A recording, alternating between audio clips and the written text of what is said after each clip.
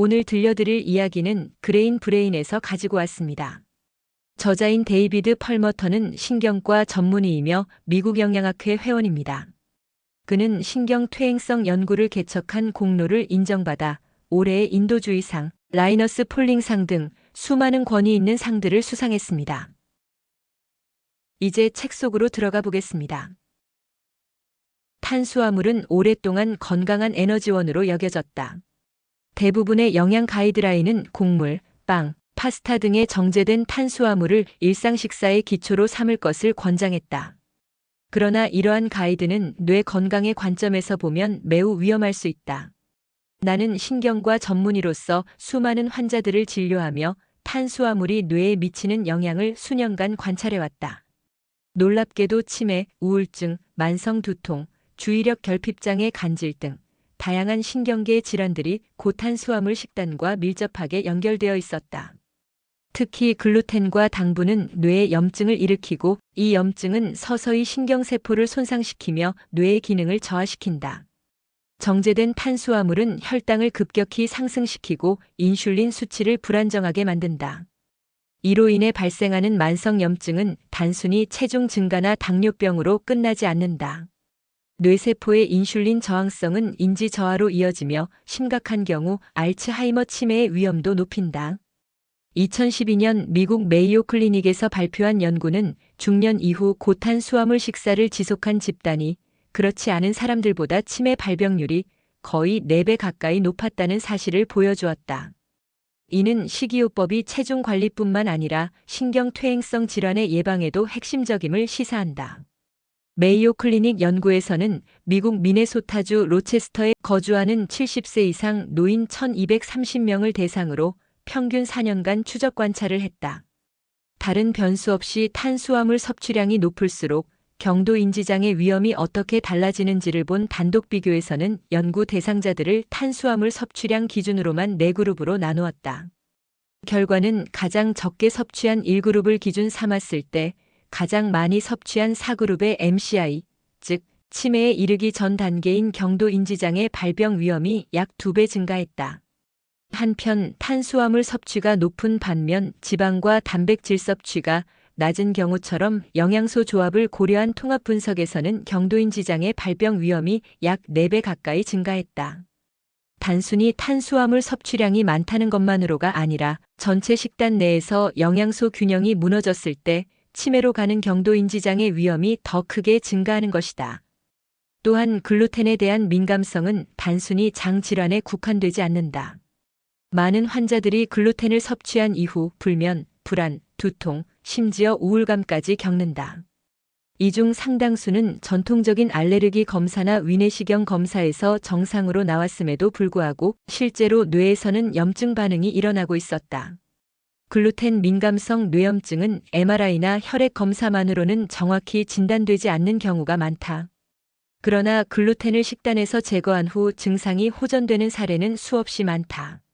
환자 중 한 명은 15년 이상 만성 편두통과 우울증으로 고통받다가 글루텐을 완전히 제거한 식단으로 전환한 뒤 수개월 만에 증상이 거의 사라졌다. 뇌 건강을 지키기 위해서는 전통적으로 먹어온 고탄수화물 식사가 아니라 염증을 줄이고 혈당을 안정시키는 식단이 필요하다. 그건 바로 저탄수화물, 고지방 식단이며 무엇보다 글루텐을 철저히 배제해야 한다는 점이다. 글루텐은 밀, 호밀, 보리 등 곡물에서 발견되는 불용성 단백질인데 글루텐 함유 곡물 중에서 밀이 가장 일반적이다. 뇌는 장기적으로 섬세한 에너지원과 항염 조건을 요구한다. 탄수화물에 의존하는 식단은 이러한 뇌의 조건에 반하는 방식이다. 우리는 식탁 위에 무엇을 올릴 것인가를 이제 다시 생각해야 한다. 그것이 우리의 기억력과 감정, 창의력 그리고 생애 후반의 인지 건강을 결정짓는 핵심 요인이기 때문이다. 그간 현대 사회는 저지방 식단을 건강한 삶의 기준으로 삼았다.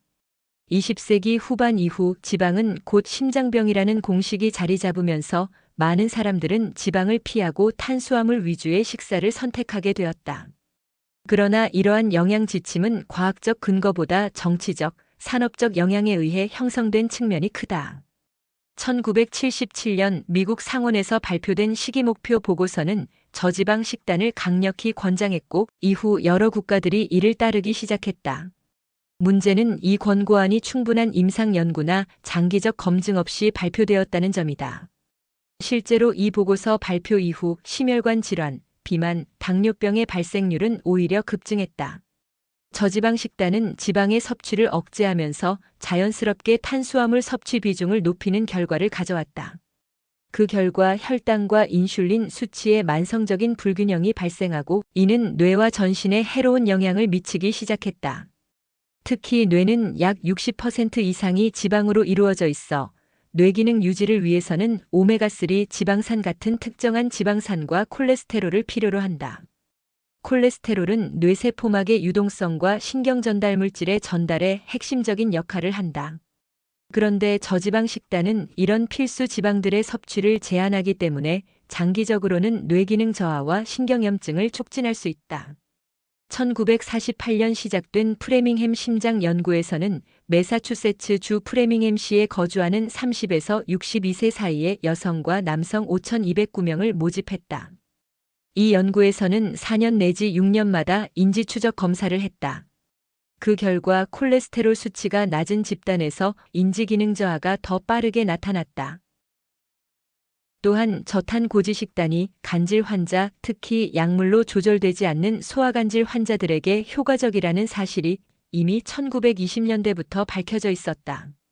이 식단은 뇌의 에너지 대사를 변화시켜 케톤체를 주요 에너지원으로 사용하게 만들고 결과적으로 신경 안정성과 항염 작용을 유도한다. 케톤체는 지방 대사 과정에서 생성되는 물질로 간에서 생성되어 혈액을 통해 다른 조직으로 이동하며 에너지원으로 사용될 수 있다. 특히 탄수화물 섭취가 제한되거나 에너지 공급이 부족할 때 뇌를 포함한 여러 조직에서 포도당 대신 케톤체를 에너지원으로 사용한다. 이러한 작용은 단순히 간질뿐 아니라 우울증, 불안, 치매, 파킨슨병 등 다양한 신경정신과적 질환에도 긍정적인 영향을 줄 수 있다.